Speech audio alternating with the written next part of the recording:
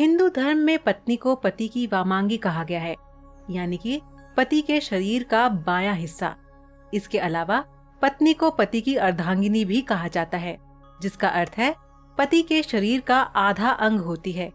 दोनों शब्दों का सार एक ही है, जिसके अनुसार पत्नी के बिना एक पति अधूरा है। पत्नी ही अपने पति के जीवन को पूरा करती है, उसे खुशहाली प्रदान करती है, उसके परिवार का ख्याल रखती है और उसे वह सभी सुख प्रदान करती है जिसके वह योग्य है। पति पत्नी का रिश्ता दुनिया भर में बेहद महत्वपूर्ण बताया गया है।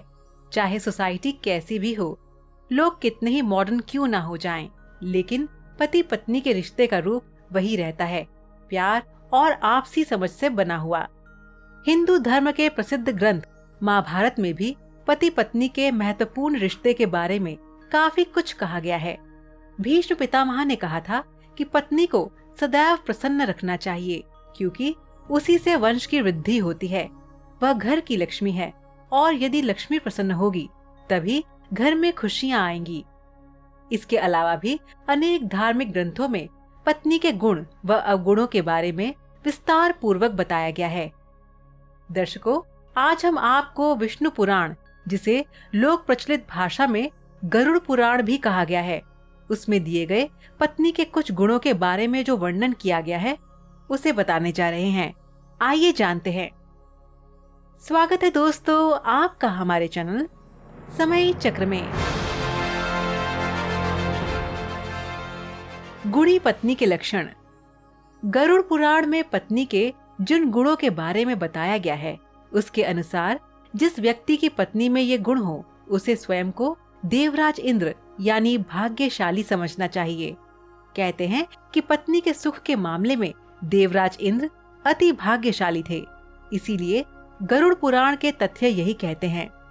आखिर कौन से हैं वे गुण, आइए जानते हैं।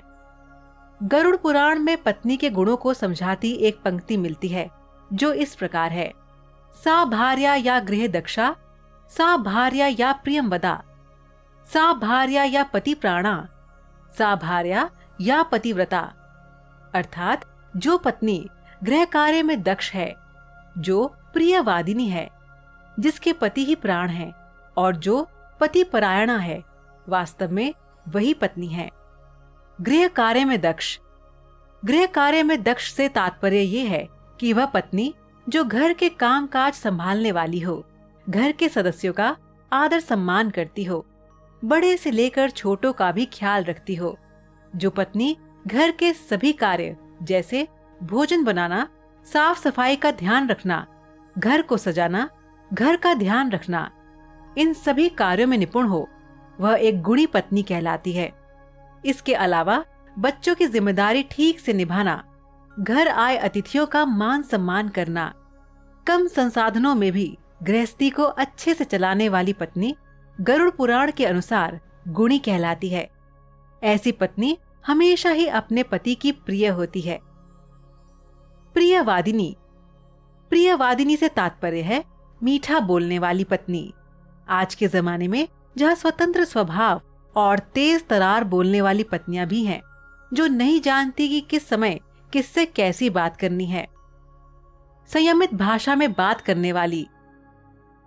गरुड़ पुराण में दिए गए निर्देशों के अनुसार अपने पति से सदैव संयमित भाषा में बात करने वाली, धीरे धीरे व प्रेम पूर्वक बोलने वाली पत्नी ही गुणी पत्नी कहलाती है। पत्नी द्वारा इस प्रकार से बात करने पर पति भी उसकी बात को ध्यान से सुनता है व उसकी इच्छाएं पूरी करने की कोशिश करता है। सभी से प्यार से बात करने वाली। केवल पति ही नहीं, घर के अन्य सभी सदस्यों या फिर परिवार से जुड़े सभी लोगों से भी संयम से बात करने वाली स्त्री एक गुणी पत्नी कहलाती है। ऐसी स्त्री जिस घर में हो वहां कलह और दुर्भाग्य नहीं आता। पति परायणा। पति परायणा यानी पति की हर बात मानने वाली स्त्री गरुड़ पुराण के अनुसार एक गुणी पत्नी होती है। जो पत्नी अपने पति को ही सब कुछ मानती हो, उससे सच्चा प्रेम करती हो, उसे देवता के समान मानती हो तथा कभी भी अपने पति के बारे में बुरा ना सोचती हो, वह पत्नी गुणी है। धर्म का पालन करने वाली। विवाह के बाद एक स्त्री न केवल एक पुरुष की पत्नी बनकर नए घर में प्रवेश करती है, बल्कि वह उस नए घर की बहू भी कहलाती है। उस घर के लोगों और संस्कारों से उसका एक गहरा रिश्ता बन जाता है। ये है उसका पहला धर्म। शादी के बाद नए लोगों से जुड़े रीति रिवाज और धर्म को स्वीकारना ही स्त्री की जिम्मेदारी होती है। इसके अलावा एक पत्नी को एक विशेष प्रकार के धर्म का भी पालन करना चाहिए।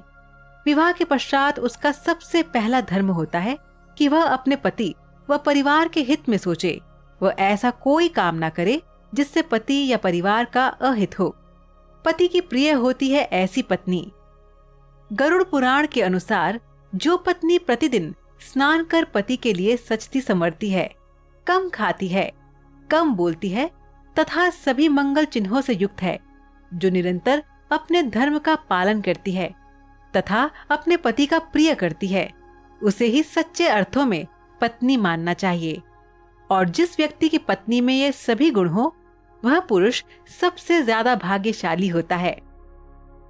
तो दर्शकों, आज का सवाल आपके लिए ये है कि क्या आप बता सकते हैं कि हिंदू धर्म में शादी के वक्त वर और वधू 7 फेरे ही क्यों लेते हैं? आप इसका जवाब हमें नीचे कमेंट बॉक्स में दीजिए। हमें आपके जवाब का इंतजार रहेगा। तो मिलते हैं आपसे अपनी अगली वीडियो में। तब तक देखते रहिए समय चक्र।